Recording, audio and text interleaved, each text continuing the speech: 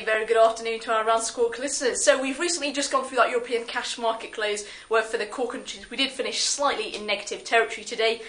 Now this comes ahead of the Eurogroup meeting tomorrow. So originally there was an informal Eurogroup meeting scheduled to discuss the final arrangements for releasing that 130 billion tranche of aid to Greece for their second bailout programme. However, we have just recently seen comments from Eurozone officials saying this meeting is unlikely to take place and will now be replaced by conference calls on the final details of that plan.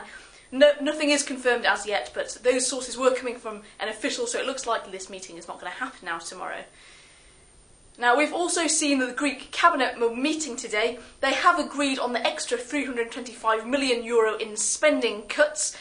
We haven't yet seen any sort of reshuffle from the Greek cabinet, so anything on that today will be keenly in focus, as well as any developments ahead of that potential meeting in Brussels tomorrow for the Eurogroup.